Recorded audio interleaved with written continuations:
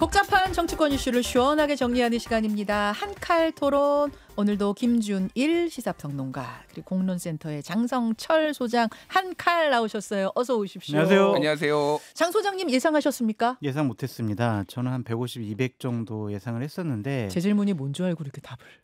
아까 방송 들어가기 전에 이거 할 거라고 하셨잖아요. 이재명 대표 1심. 네. 그러니까 징역 1년에 집행유예 2년 예상하셨냐는 건데. 정치에 제가 많이 오염됐구나라는 반성도 했어요. 무슨 말씀이세요? 그냥 법조인들은 많은 분들이 우리가 이제 드러나진 않았지만 네. 1년 하고 2년 집행유예 이걸 예상을 많이 했더라고요. 네. 보수파 쪽 법조인들은. 근데 이제 저는 아니 야당 대선 후보를 야당 당대표를 이거 저기 유죄 나오고 실형 나오면은 또 100만 원 이상 나오면 민주당이 434억 이거 반납해야 되는데 이러한 일이 벌어지도록 판사들이 결정을 할까? 그런 정치적인 고려를 했던 거죠. 아, 판사가 그거는 살 떨려서 못할 거야. 네. 그러니까 그런 정치적인 판단을 할 거라고 제가 이렇게 생각했던 게 참 부끄럽고 창피하다. 그렇게 좀 말씀드릴 수밖에 없을 것 같아요. 그래서 역시 판사는 법률과 양심, 그거로 재판을 하는구나. 그런 생각이 좀 들었습니다. 김준일 평론가? 네, 뭐 모두가 틀릴 때는 부끄러워할 일은 아니고요.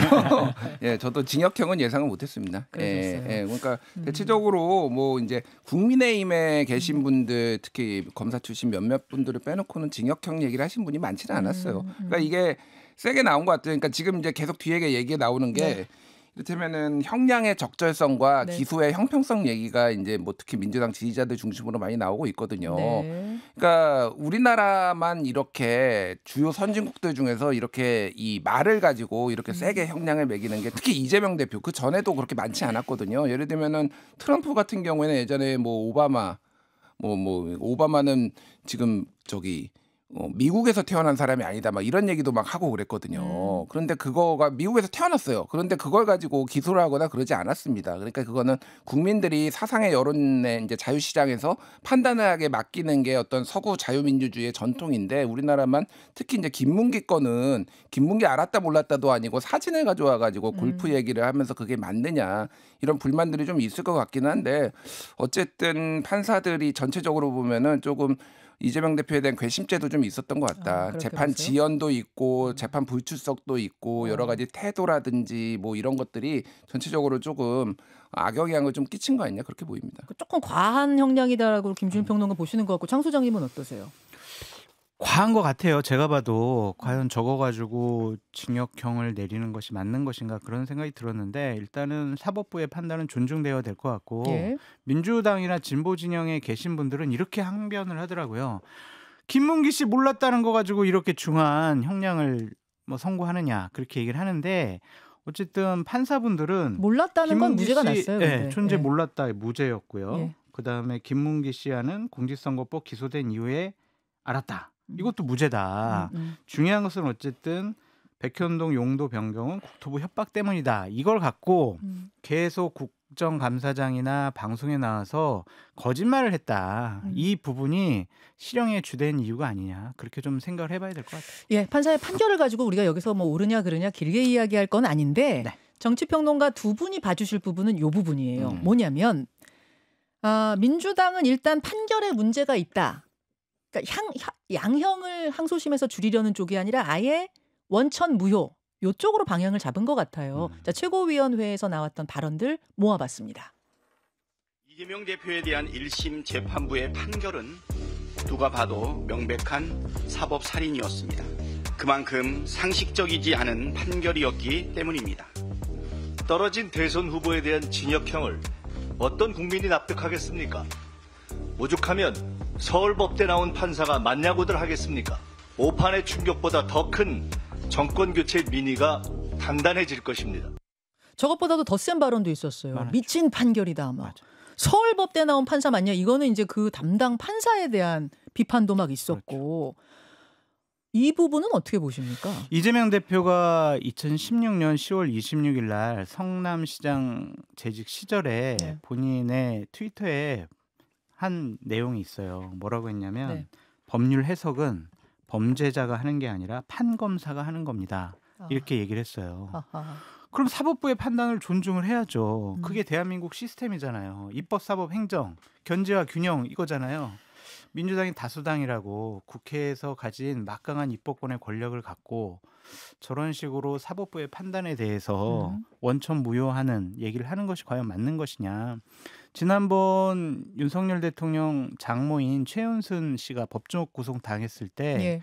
민주당 반응이 뭐였냐면은 와 이거는 정말 뭐 정확한 판결이다. 사법 정의가 살아있다. 이런 식으로 얘기를 해놓고 자기네 당대표가 저렇게 실형받으니까 이건 사법부 재판부를 완전히 무시하는 이러한 행동을 보이는 것이 과연 저렇게 다수 야당이 할 말인가 그런 생각이 좀 들어요.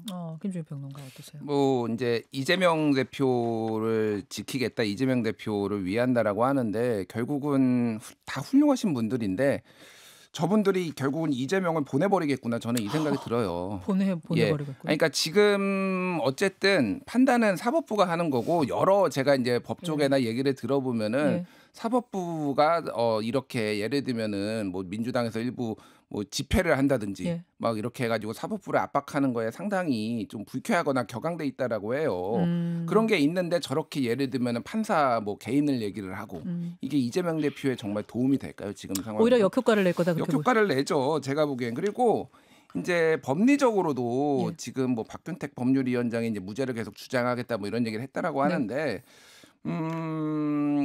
이제 이미 그동안 무죄를 계속 얘기를 해왔기 때문에 이게 좀 호랑이 등에 올라타는 그런 상황인 것 같아요. 지지자들한테도 그렇게 얘기를 했지만 저는 과거에 이제 정경심 교수 사례가 좀 생각이 많이 나더라고요. 조국 대표 부인. 예, 정경심 교수 같은 경우에도 징역 4년을 받았는데 저는 그게 과했다고 하요. 그 본인이 저지른 거에 비해서 과했다고 하는데 이게 결국은 판사가 이제 판단을 하기로는 반성을 안 한다. 죄를 인정을 안 한다. 이렇게 명백하게 드러났으면 끝까지 무죄를 주장을 함으로 인해서 오히려 형량이 가중됐다라고 저는 보거든요.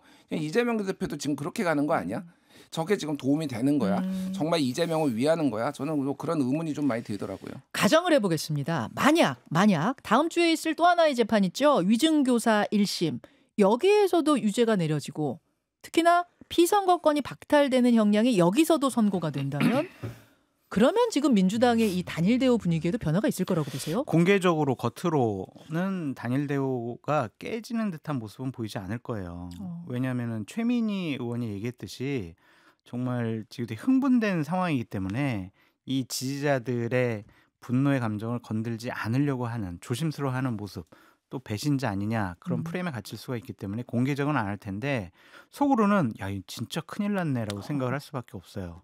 그러면은 우리가 뭐 대안을 마련해야 되는 거 아니야? 이런 생각을 할 수밖에 없고 제가 유의 깊게 보는 것은 호남의 여론입니다. 호남에서 야 이거 큰일 났네 이렇게 생각을 해서 민주당과 이재명 당대표에 대한 지지도가 좀 낮아지게 되면은 이거는 민주당 의원들이나 지도부도 심상치 않게 생각할 수밖에 없고 다른 활동을 하고 싶어하는 분들에게는 활동 공간이 열린다고 봐야 될 것 같아요. 근데 호남 민심이 똘똘 뭉쳐가지고 안 돼 우리는 이재명 지켜야 돼 이거 다른 소리 하는 사람 가만히 안 있을 거야 막 이러면은 흔들리는 모습이 보이지 않겠지만 중요한 것은 호남의 민심과 여론인 것 같다라는 가장 든든한 지지 기반이자 가장 또 정치적으로 전략적인 판단을 하는 곳이 호남이니까 그쪽 민심이 어떻게 움직이느냐가 관전 포인트다. 맞습니다. 일단은 그 최민희 의원의 어제 화제가 됐던 고발언 발언한 시점은 물론 주말입니다. 고발언이 지금의 민주당의 강경한 분위기 단일 대우를 보여주는 것 같아요. 한번 듣고 오죠. 최민희 의원의 발언. 민주당의 숨죽이던 비명계가 움직이기 시작했다. 움직이면 죽습니다. 제가 당원과 함께 죽일 겁니다. 25일 날 이재명 대표가 어떻게 되면 우리 세력이 잡을 수 있겠지. 꿈 깨십시오. 꿈 깨라고요. 핵심은 민주당이 분열하느냐 아니냐입니다. DJ는 죽을 뻔하고 뭐 이런 걸 겪었고 우리가 이미 약하게 한 발 물러서서 노무현 대통령을 잃은 경험이 있지 않습니까? 그때 조그만 거 뭐 돈 나왔다고 다 위축돼서 대통령을 못 지켜서 가슴에 이렇게 천수의 하늘 남기고 살고 있지 않습니까? 슬퍼할 겨를이 없습니다. 이게 부당하다고 클릭하는 것으로부터 행동을 시작해 주십시오. 예, 비명계 움직이면 죽습니다. 제가 죽일 겁니다. 이 발언이 조금은 섬뜩해서 죽일 겁니다까지 나오니까 무서워요. 제가 이것에 대한 비명계의 입장은 어떤지 좀 궁금하더라고요. 그래서 취재를 해봤더니 한 비명계 인사는 이렇게 언급을 했습니다. 모든 국회의원이 언론에 하는 말은 국민들 들으시라고 하는 건데 국민들이 섬뜩한 협박으로 듣지 않으시겠나. 저런 말들이 쌓여서 이재명 대표를 죽이는 부메랑이 될 것이다. 친명파리 의원들의 철없는 언행에 이재명도 민주당도 걱정된다. 한 비명계 인사가 이런 반응을 보였습니다. 그러니까 비명계 죽이겠습니다 했는데 이게 이재명 대표를 죽이는 게 될 거다라는 반응이었어요. 그러니까 저 발언이 이재명 대표에게 도움이 될까요? 민주당에게 도움이 되겠습니까? 와, 이거 정말 무서운 사람들이다. 저런 사람들이 정권을 잡으면은 더 큰 일이 벌어질 수 있겠구나. 그렇게 생각할 수밖에 없을 것 같고요. 어쨌든 지금 일각에서는 또 이해식 비서실장이 예. 신의 사제, 신의 종 이렇게 얘기하면서 이제 이재명 대표를 신격화하는 그러한 글도 이제 올렸어요. 본인은 이제 이재명 대표 지칭한 건 아니야 이렇게 얘기를 하긴 했지만 정치는 종교가 아니거든요. 종교 지도자가 아닙니다. 그러면은 사람이 하는 것이 정치인데 당연히 우리가 지지하는 사람도 잘못한 거 있으면은 잘못했다고 하고 꼭 국민에게 먼저 사과를 하고 오류가 나면 궤도 수정하고 그게 맞지. 저렇게 무조건 잘못하지 않았어 우리가 똘똘 뭉쳐 지킬 거야 이렇게 얘기하는 것 자체가요. 민주당이 윤석열 정권 공격하잖아요. 예. 그것이 부메랑으로 되돌아올 수밖에 없어요. 무슨 자격으로 윤석열 정권을 저런 분들이 공격을 하고 비판을 하겠습니까? 이제 그러니까 지금 민주당 지지자분들이나 뭐 친명분들이 좀 감정적으로 과잉돼 있는 부분을 감안해야 될 것 같아요. 예. 부적절하죠. 저 발언에 대해서는 뭐 옹호할 수는 없는 것 같은데, 그러니까 지금 이게 하나가 아니라는 거야. 아까 권성동 의원도 얘기를 했지만은 이 구조가 지금 14일에 지난 목요일에 있었던 김혜경 이재명 대표 부인 김혜경 씨의 재판도 배소연이라는 비서가 이제 유죄가 나오고 이게 같이 다 연동돼 있거든요. 네. 그러면은 김인섭 지금 그 백현동 로비스트도 징역 5년이 지금 2심까지 나왔어요. 이게 영향을 줬습니다. 제가 보기에는. 네. 그러니까 왜냐하면은 국토부에서 압박으로 하면 이 사람이 김인섭이 로비할 이유가 없는 거예요. 논리 구조가 그렇잖아요. 판사는 다르지만 연계돼 있단 말이에요. 자, 앞으로 오는 25일에도 김진성 김병량 전 비서 김진성 씨도 지금 징역 10개월 구형을 받았고 본인이 실토를 했기 때문에 이것도 유죄가 나올 가능성이 높고요. 교사범이 더 높아요. 정범보다. 네. 그러니까 교사를 한 사람이 이재명 대표가 더 높을 확률이 높고요. 29일에 이제 이화영 2심이 열리는데 9년 6개월 1심에서 받았거든요. 판사가 같습니다. 이화영, 이재명 같은 판사가 하고 있어요. 네. 그러면 이거를 그냥 무조건 격앙된다고 해서 이거를 해결할 수 있는 것인가 이 부분은 좀 고민해야 될 것 같고 저 요거 하나 짧게 말씀드리면은 이재명 대표가 이제 거취를 좀 고민을 하셔야 될 것 같아요. 제가 보기에는. 그러니까 이게 매달린다고 무죄를 추정한다라고 하는 게 아니고 중요한 거는 이 정의를 바로 세우기 위해선 윤석열, 김건희 이 두 사람의 불수사 이거를 지금 사실 이재명 대표 사법 리스크 때문에 꽉 막혀 있거든요. 저는 이거를 이제는 좀 해소를 해야 되지 않을까. 좀 거취에 대한 고민이 이제는 시작돼야 되지 않을까 그 생각이 듭니다. 윤석열의 폭정이 이재명의 무죄의 근거가 될 수 없고요. 이재명의 유죄가 윤석열, 김건희 불기소의 정당화가 될 수 없습니다. 저는 그렇게 봐요. 예. 일단 여기까지 듣고 조금 더 자세한 이야기는 유튜브 댓글쇼로 넘어가겠습니다. 김현정의 뉴스쇼는 시청자 여러분의 참여를 기다립니다. 구독과 좋아요, 댓글 잊지 않으셨죠? 알림 설정을 해두시면 평일 아침 7시 10분 실시간 라이브도 참여하실 수 있습니다.